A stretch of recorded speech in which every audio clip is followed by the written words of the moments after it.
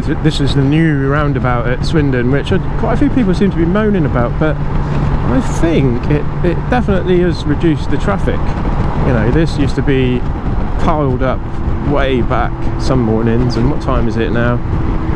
It's not quite rush hour, but it's a busy time of day. I'm going on to motorway.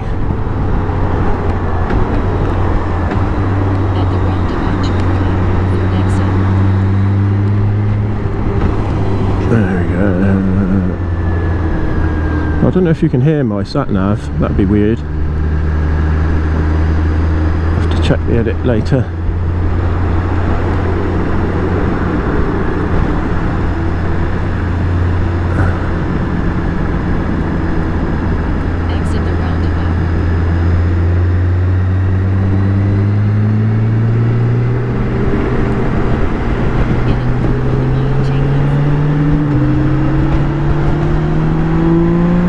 Talk about the bike, because I know everyone wants to hear about the bike. Now, it's difficult to review it because, for me anyway, because my previous motorbikes have all been nothing like this. So street fighter types, you know, racing type bikes with turbos and bikes with nitrous and all that kind of stuff. And this is the arguably this 1.6 litre inline 6 is probably the most sensible bike I've ever owned. I'm reviewing it from the background of somebody who is not used to. Just realised I must have tapped that bloody button, but so I'm reviewing it as somebody who has not been used to this sort of bike at all. So obviously the first thing I notice is how ridiculously comfortable the thing is compared to the racing type bikes. I mean, it really is very luxurious for somebody who's, you know, well, I think for anybody, you know, it can't be uncomfortable for anybody, this bike, I wouldn't imagine. I have put a fluffy seat on there, you know, like a sheep's fluffy type seat cover, which is lovely. It makes a big difference. It's nice. I have got a little bit of a bony ass, it has to be said. Never mind. Right, so people moan about the nav. Like, I think, to be honest, as long as you take your time when you're setting up, I've yet to have a problem with it. My early issues were definitely user error.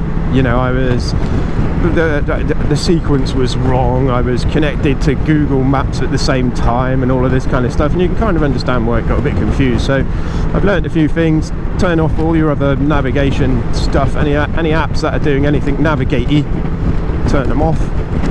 And in fact, if you're not using any of the other apps, just turn them all off and set your route up.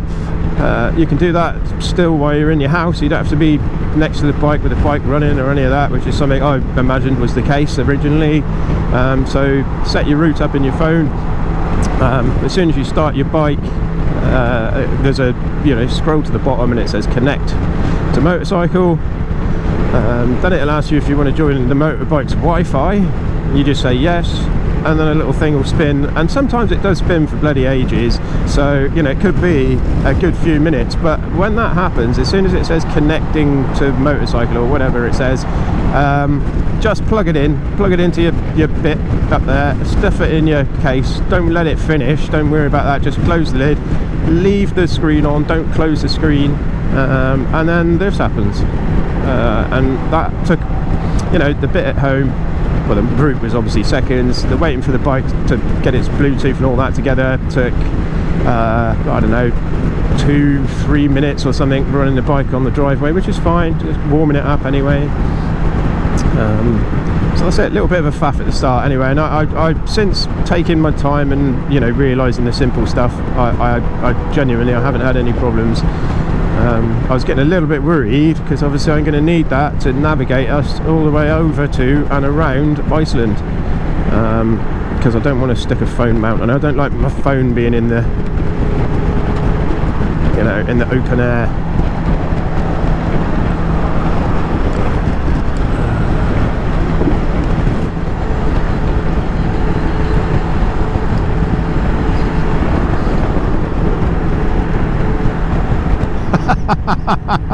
Hey, this is way more fun than I was expecting it to be.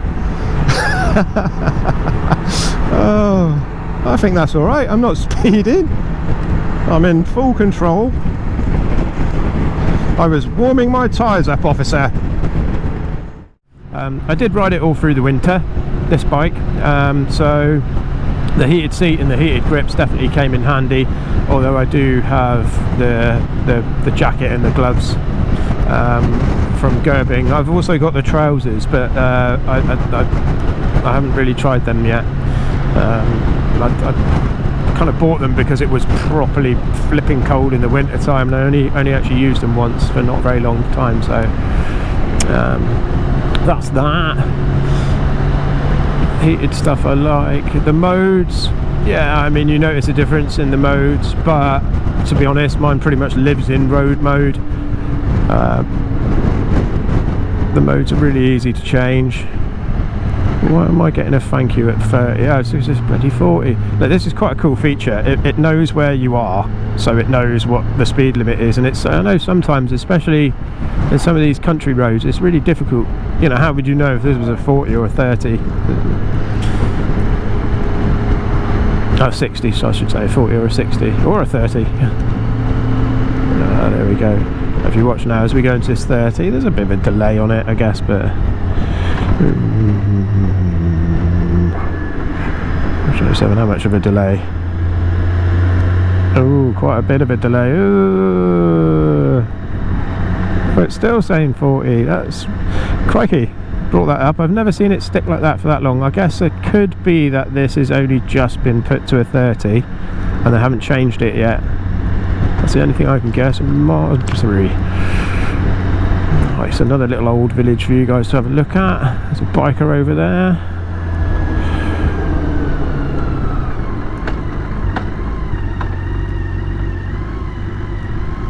Campbell. I know if we go for Campbell, we're heading something like going towards the house.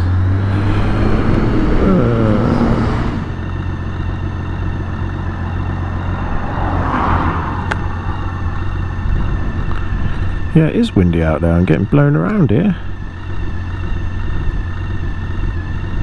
There, they've stopped.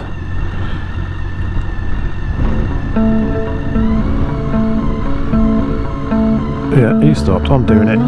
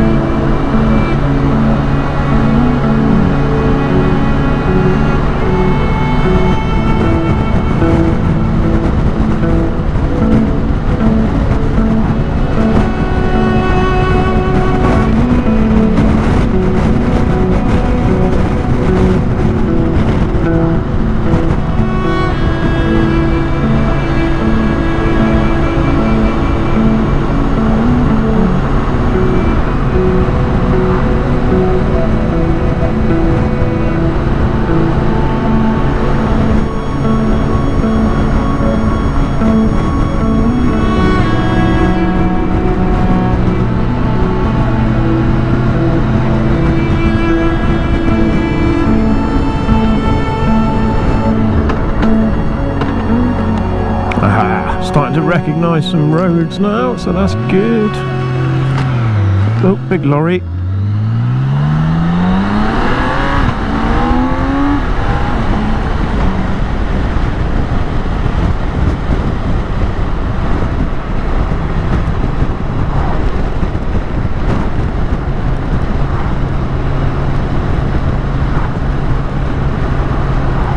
I know where I am.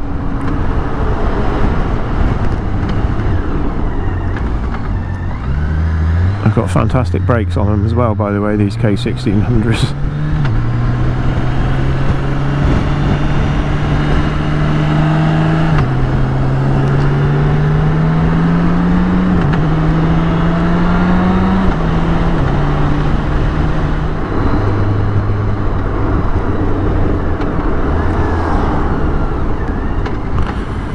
So it eats tyres, this bike. It absolutely munches them. Bizarrely, I've never had a motorbike before which goes through front tyres quicker than rear tyres, and I know I'm not the only person to say that about this bike. I mean, it doesn't matter. I guess it beats chucking away you know, at least you can pretty accurately get them as pairs. Right, so yeah, I mean, in summary, do I like the bike? No.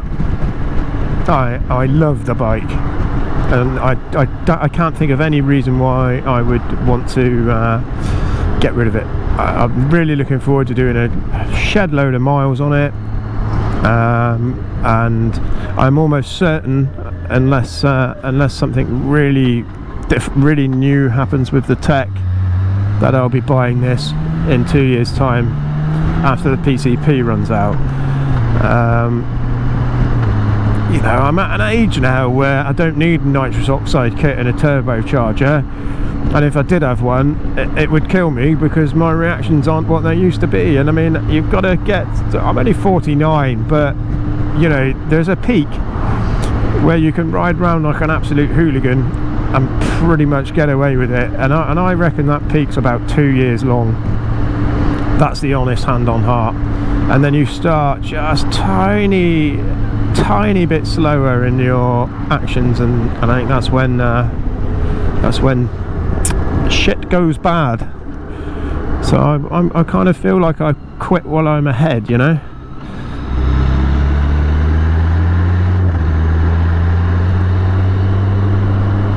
And now I'm taking on this kind of touring approach rather than getting the hit off the riding like a tit. Don't get me wrong, I mean, you can ride this bike like a tit.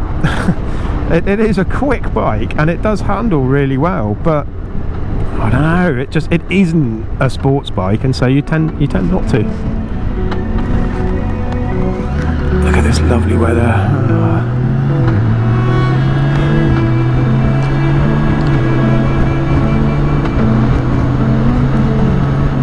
Well, even if I didn't get to my intended location today, it doesn't really matter. I've had a chance to get out on this beast and just get even more used to it before my trip.